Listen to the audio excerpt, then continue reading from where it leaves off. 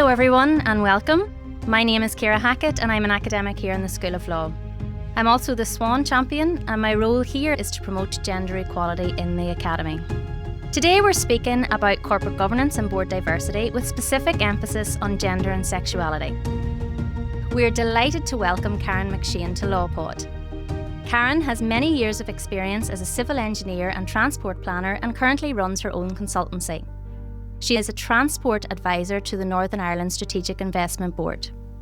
She has a deep interest in the role of transport in the climate transition and the potential for transport and infrastructure to, as she puts it, connect communities rather than sever them. Hi, Karen. Hi, Ciara. It's a real pleasure to be here. I'm also delighted to be joined by my colleague Dr Ciaràn O'Kelly, who'll be leading the conversation with Karen today. He speaks to accountability and governance infrastructures and more recently into understanding the epistemic experiences of people traditionally marginalised in literature and practice and how they use that experience to advocate for inclusion. Hi Ciaràn, how are you? Hi Ciara. It is useful to point out that the Equality Act 2010 does not apply in Northern Ireland, but the case will have broader implications across the UK. In this case, the court ruled that a person with a full gender recognition certificate recognising their gender as female was, for the purposes of the Equality Act, not classed as a woman.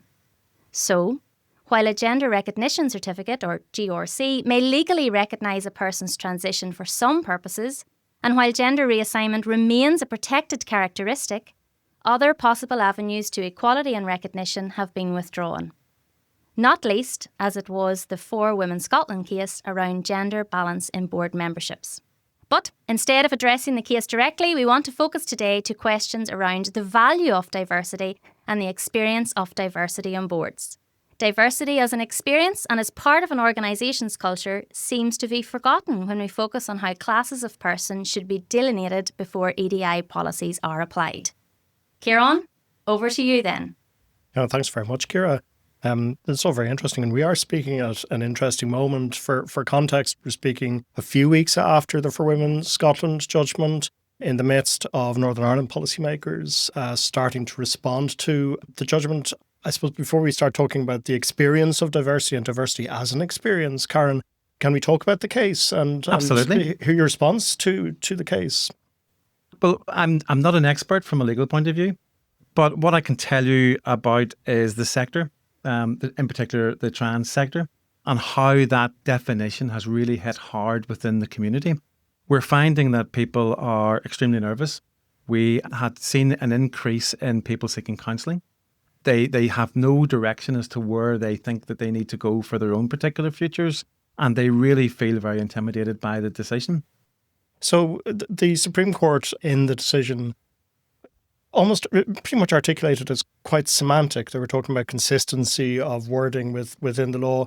I think from your perspective, something more profound really comes out as an outworking of these sorts of decisions. It is. In the decision, they were very much looking at the definitions of what is a man, what is a woman in relation to the Equality Act. And as we said earlier, that act actually doesn't apply in Northern Ireland. So legally, you would think that there's going to be no implications from that. The difficulty is that people have seen that as a target. They've already started to make decisions. We've had 2 local councils already in the last week take action to make it very singular male and very singular female spaces. And as a trans person, the trans person has been obliged to use the one with their birth gender. But that may not be appropriate to go in and actually will cause more problems in the future. Mm-hmm. So we're talking before the Northern Ireland Equality Commission has released guidance, but at a point where policymakers have pushed ahead of that in a way, haven't they? Do you think that this will have, so we are at a kind of a transitional moment, but do you think, Karen, that this will have implications for board governance more broadly in Northern Ireland? Do you get a sense of how the community, is thinking about inclusion around these matters? I think one of the issues is there's been a couple of knee-jerk reactions and people have jumped ahead before there is any guidance. And we know that guidance takes time to come out. We know the Equality Commission in Northern Ireland is looking at guidance. We know the Rainbow Project and other sector leaders are working with them to try and come up with the most appropriate guidance to get it right. We know that we have revisions to acts. We know we have revisions to legislation because as things come out, and they get worked upon and they get challenged, that laws are changed. And that's what we need to see. We shouldn't be jumping in right at the start and making these knee-jerk reactions. Coming back to your question, Ciarán, that the definition on what they were trying to set out in Scotland and England was very much setting a gender at your birth. The difficulty is we have targets on boards. A lot of organisations will set a target, whether that's a gender target or a BAME target.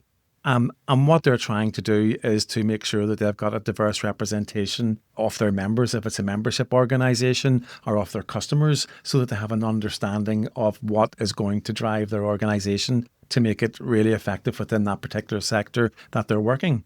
And sometimes that does have female membership to come on board.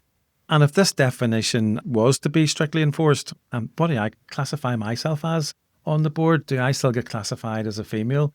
Am I going to have to designate as a man for the purposes of sitting on a board?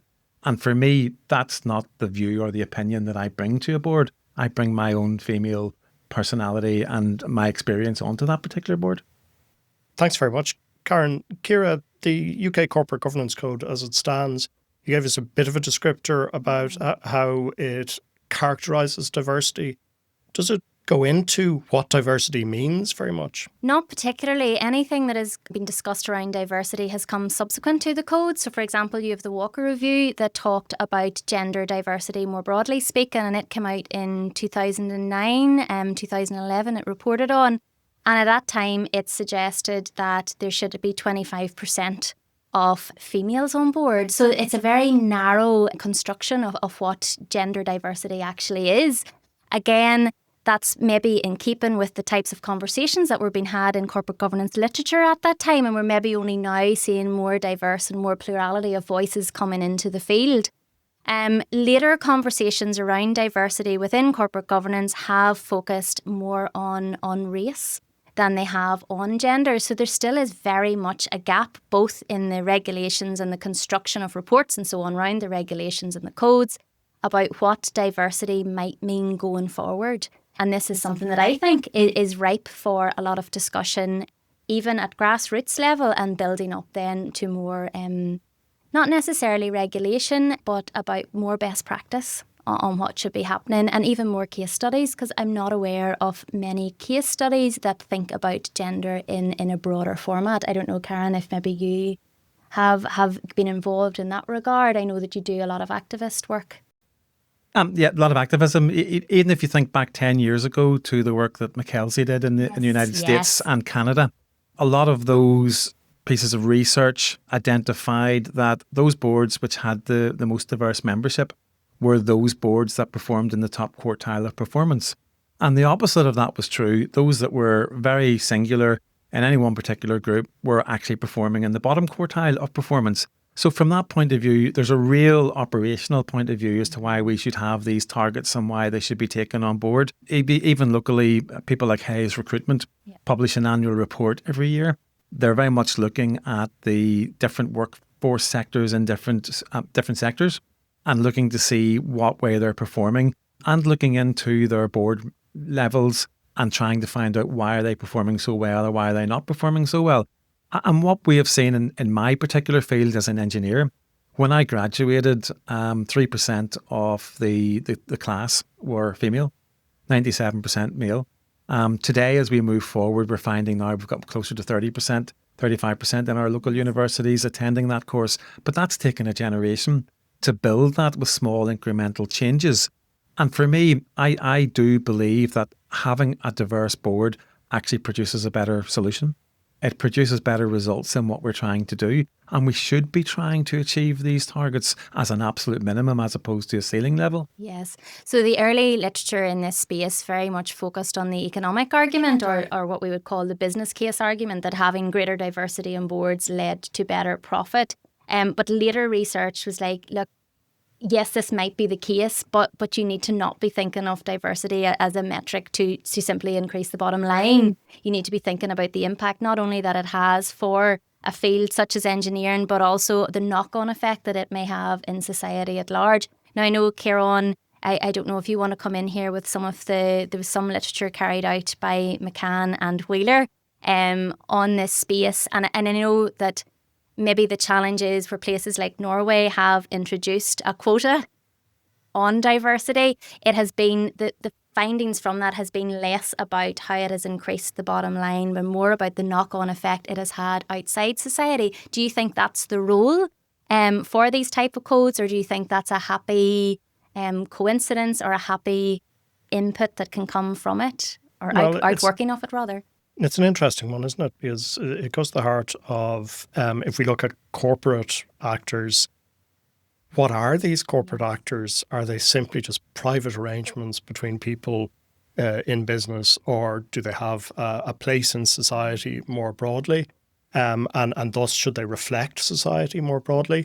Of course, for public boards, as is the case in Northern Ireland and third sector boards, etc., they are public, and so there are wider questions about that, how diversity should reflect our society. Karen, earlier on, you were talking about your place in the board against metrics, essentially. You know, if we decide that 25% of people on a board ought to be women, where do you sit? And this raises, of course, really important questions out of the case, but it also speaks to how experience is manifested on a board, how we work on boards, etc. You were talking earlier about your experience as a woman on board and how that resonates against metrics, you know, where you sit in a board against this idea that 25% of people on the board ought to be women. But it raises a really interesting question about what people do on boards and how they act on boards as individuals and as representatives of groups, etc. So do you want to talk us through a little bit how you approach work on boards, how you think people ought to think about joining a board, and how that reflects on diversity? I think the first point to say is, if I was there as a statistic to tick a box, I don't think I would last very long on a board. If you're on a board, you're there to give the benefit of your skills. You're there to contribute to that particular subject that you are working with, and you're trying to bring something.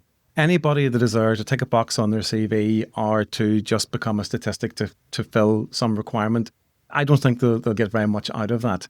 I get the most out of a board by contributing and participating in those events. And I've been on some private boards and some public sector boards.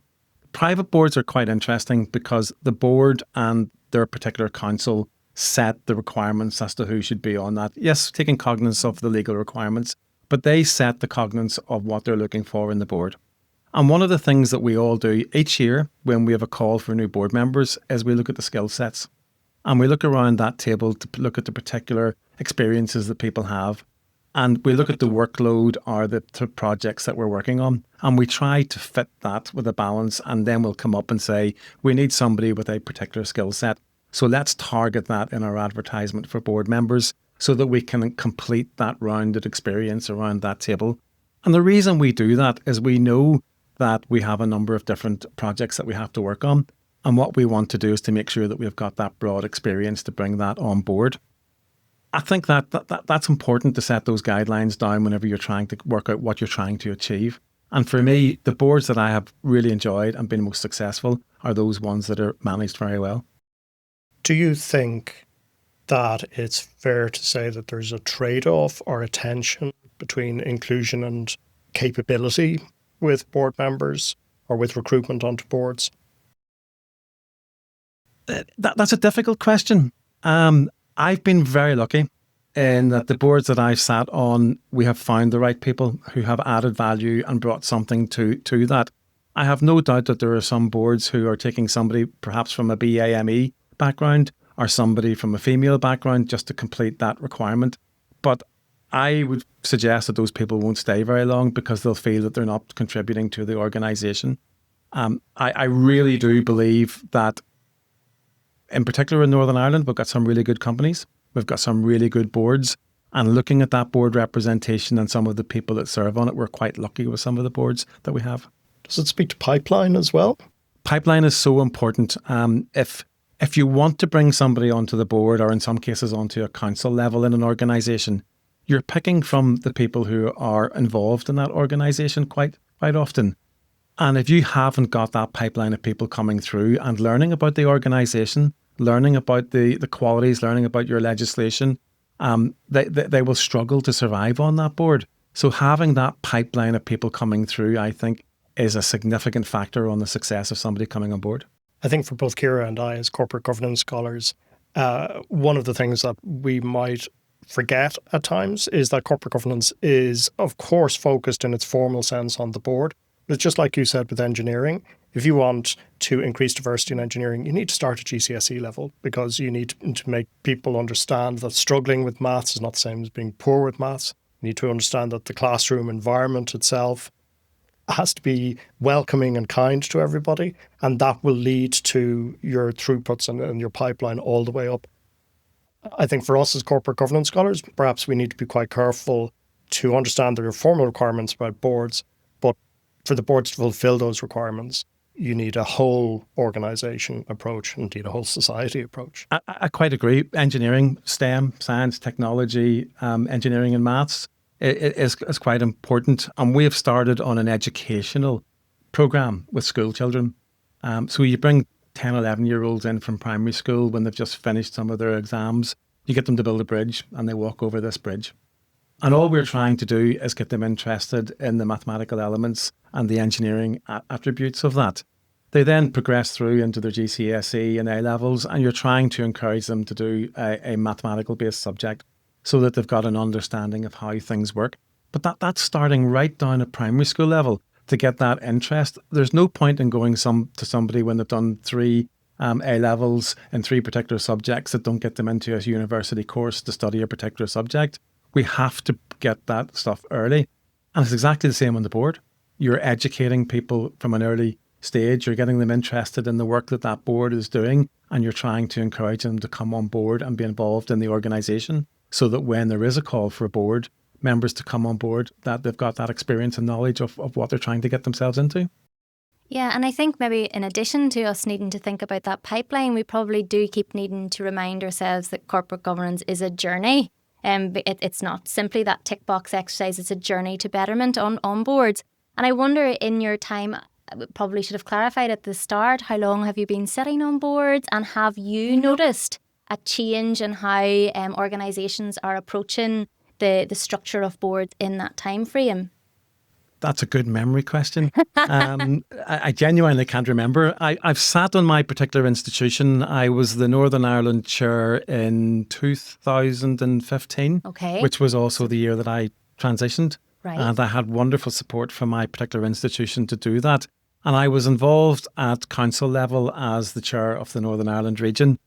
After that term finished, I stood for election. So again, you can't just walk in the door. There's a call for nominations and you stand for election. I think the year I stood, there was 15 candidates for 3 seats. So my thought process was a simple engineer from Northern Ireland standing on a worldwide election. Chances of getting elected are 0. But I was wrong, and I got elected onto council, and I've stayed there in different guises over a number of years. Now I sit on the board of trustees, and I try to be involved in that. I've also chaired the board of an opera company, quite ironically, from startup, and I still sit on that board. And currently I'm also the chair of an LGBT charity in Northern Ireland, of which I've been involved about 7 or 8 years. So I've been involved in boards recently for a while, but I've also sat on lots of committees and organisations.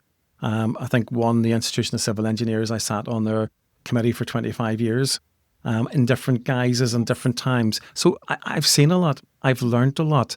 And for me, I stayed because I enjoyed what I was doing. I stayed because I thought I was contributing something. And as soon as I thought that I couldn't assist in any particular way, I then thought, well, it's time to move on and do something else. There's a good pipeline of people coming behind me. Yes, and so you have noticed then that there has been a change across those 25 years. Well, that's really reassuring to hear for people that sit behind computers and talk about this sort of stuff, to listen to someone who has sat on boards and has maybe seen those changes unfold. What I've seen here is the organisations have changed and adapted over time. One of the things that we do, for example, in my professional institution is we have a number of different committees, governance and assurance, finance, but we also have an EDI committee. And part of the role of that EDI committee is to set guidelines on diversity and inclusion within the organisation. But we also look at the board. and we look at the requirements of the board, and we set guidelines of what we should be looking for to bring into that board. But one of the things that we do, the board delegates authority for us to draft paper, and then we bring that paper back to the particular board. But the last action that we have on our current 5-year plan is to write a new 5-year plan. So we know that when we get to the end, that's not the end, that's the beginning of the next stage. And what we'll do is we'll learn from what we've delivered over that 5-year term. We'll learn what's worked, what hasn't, and try to move that forward for the future. Thanks very much, Karen. That's very interesting. It's very interesting that the EDI committee would include forward planning and embed forward planning into its current work. But more broadly, what does an EDI committee do? How does it embed itself in an organisation? How does it impose itself on an organisation to ensure that matters around EDI are promoted? What we have done with one of my particular organisation, my professional institution, is that we were a very male-dominated industry. So how do we change what we're doing in an industry? We need to sit down, we need to set ourselves targets, we need to work out how we do that. So we took a view, well, how do we set about achieving this? So we decided that through our membership organisation that we would create an EDI organisation within that, a panel or a committee that drove that particular subject. And we delegate the authority to that particular group to look and to review our membership statistics, to review the questionnaires that we send out each year with our membership subscriptions, and to review the level of membership on our board. So for example, if our board is consisting of 25, 60-year-old white men, we'll get one particular viewpoint, whereas if it was a board of 25 pregnant female engineers, we would get a different viewpoint. So it's making sure that we get that balance in between, that we get good representation from all the different sectors, from the different types of engineering, contracting, consultants, designers, governance, decision makers, planners, to make sure that all of those inputs feed into that. So we found that having the EDI panel organised, set up, looking and reviewing how we actually run that, and making sure that we take all those contributions in and coming up with a mechanism that allows us to incorporate that into our board really has helped. But we've taken it a step further. We've also embedded that into the philosophy of all our documentation, of our adverts, of how we actually do things, to make sure, we don't call it EDI, but to make sure that the ethos of EDI is embedded into everything we do. From an engineering point of view, we used to have a massive issue with fatalities on building sites. We had a big health and safety issue with the health and safety executive a couple of decades ago, where we had a real focus on health and safety. You don't hear anybody talking about it now because health and safety is embedded into everything that we do. So we've taken the same approach to EDI. We're trying to embed EDI into our decision-making policies, into our board, and into our contractual documents and everything that we do. It's really interesting, and this is where I think the professions can be really interesting. Obviously, law as well as engineering are in their own way really quite technical, and we can make a mistake of thinking that that's what defines the profession, is that kind of pure technical aspect. But they all exist in society, they all reflect a society, and that's where these sorts of initiatives can really help embed and contextualise the very important technical aspects of our professions. Would that be right? It is. We need to deal with the technical issues. In law as well, you need to deal with the legal issues. But that's not the only thing. We need to be... Why are we doing it? Engineering-wise, we're doing it to improve society. That's our ultimate goal, to improve society for everybody. So if we want to do that, we want to do that inclusively. And we want to make sure that it's embedded into the ethos of everything that we do.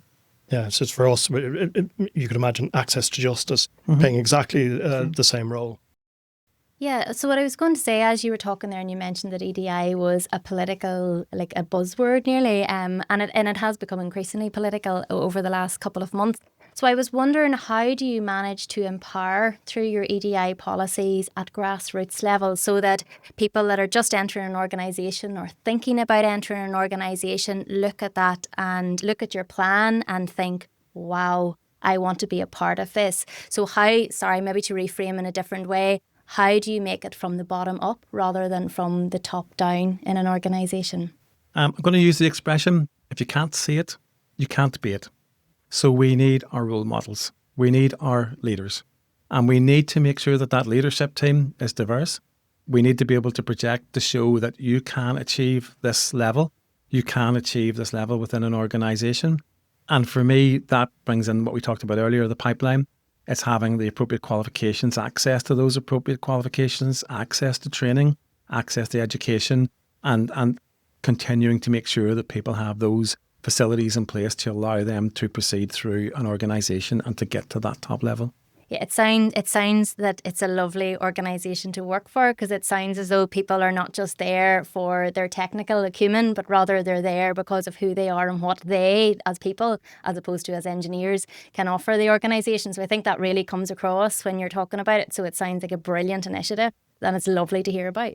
Just to say that, to come back on that as an initiative, at the end of the day, when you look at engineering, engineering has saved more lives than the medical industry. When we go back to Victorian times and look at the introduction of clean water, the introduction of our sewers.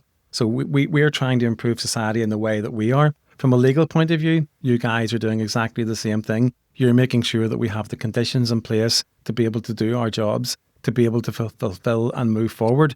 What we all need to do is to make sure that we bring the next generation through to be able to fulfill and deliver for the next generation. That's lovely. It really parallels with the conversations, again, to go back to corporate governance, Ciarán, that we'd be having about the corporate purpose. What is their purpose? Is it simply to provide a profit or to produce a service, or what is the contribution to society? And this has gone back as far as royal charters in medieval times.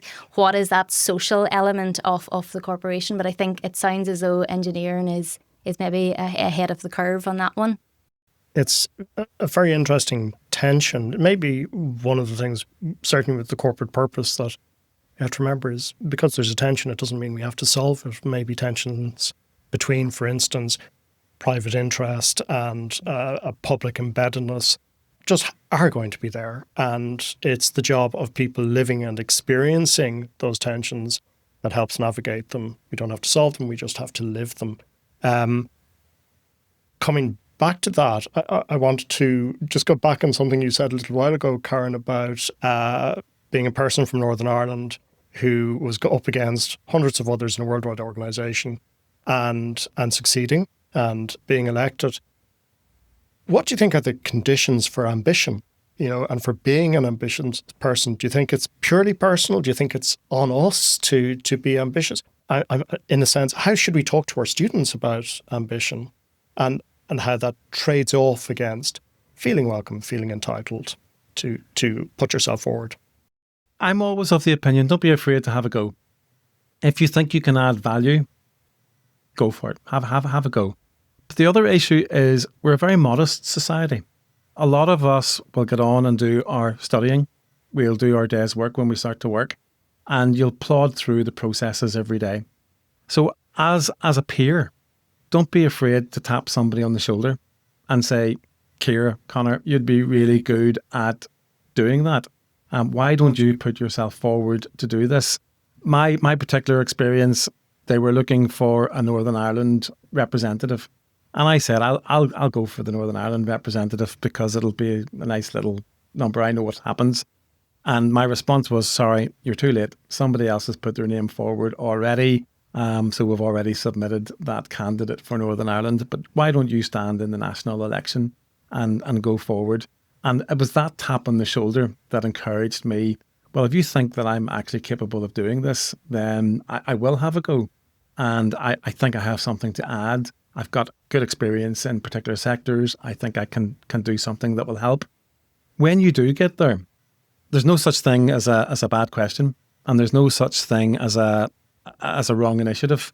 So if you think that there's something there that isn't right, don't be afraid to speak up. And this is probably what happened to me and probably how I ended up in a presidential role, because I kept questioning, why are we doing it this way? Why are we not looking at this, or why are we not looking at that? And all of a sudden people looked at me and said, oh, we've never thought of that. And I came in with those different viewpoints and different experiences.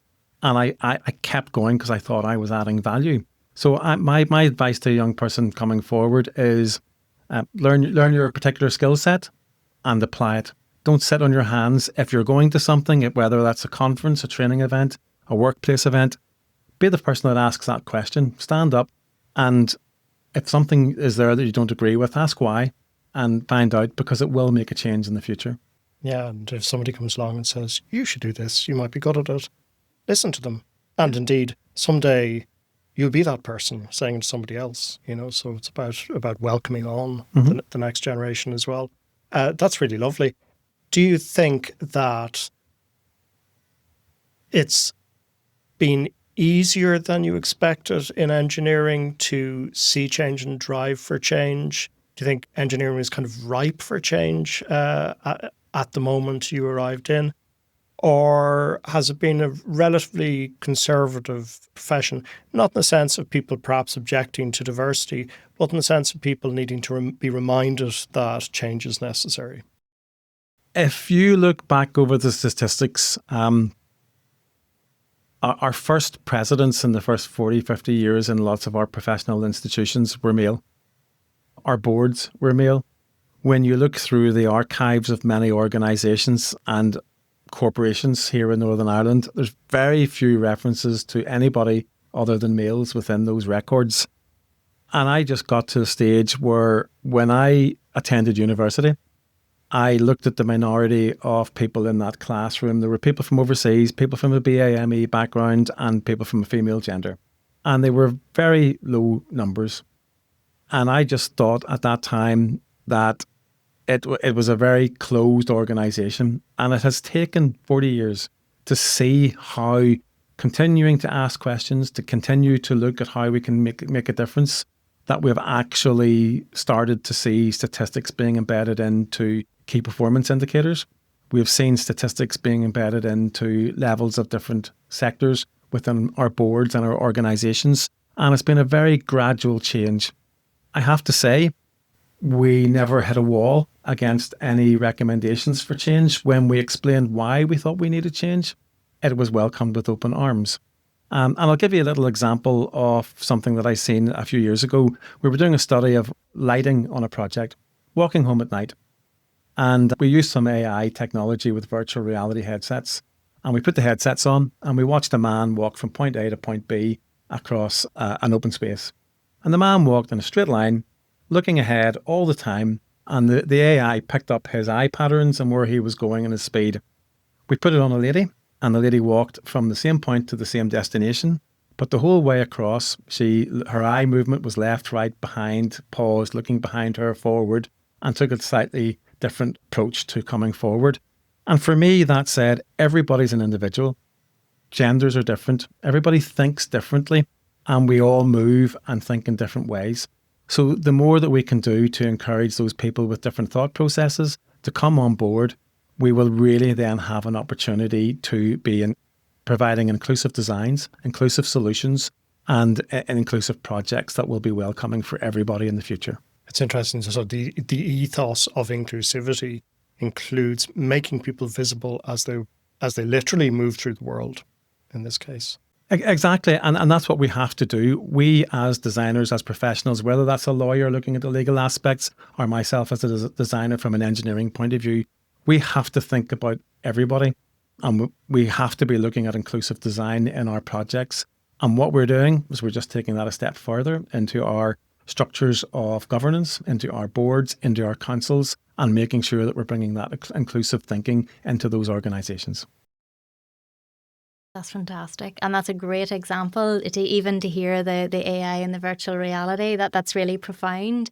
So Karen, we started off this podcast by reflecting on the recent judgment around gender recognition certificates and that quite narrow definition around gender through the Equality Act.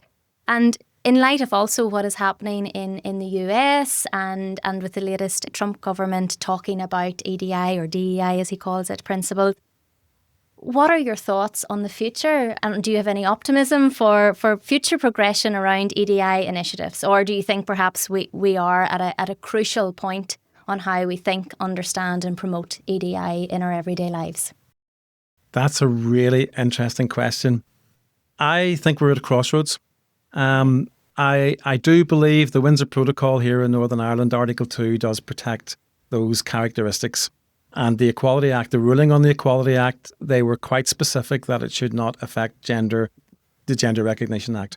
And they accepted that should continue to go forward. I think there's been a knee-jerk reaction from people who are using it as an excuse to attack a particular sector and a particular element of a particular sector.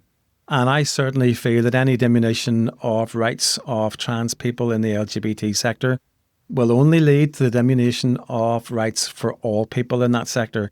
And then after that, who's next? There'll be a diminution of rights for other particular sectors. So I think this is a crucial moment in our thinking and on our way forward. We talk about fairness, inclusion and respect. And I attended a conference just a couple of weeks ago on that particular subject, and everybody in the room debated those protected characteristics, whether that was religion, pregnancy, gender, etc., etc. And everybody said that we need to be doing everything that we can to protect those characteristics. Fast forward 2 weeks, we've had a judgment that's had an attack on those. When you look back over the LGBT issues in Northern Ireland, we had the case coming forward on homosexuality in the 1980s. We had the Gender Recognition Act in the early 2000s.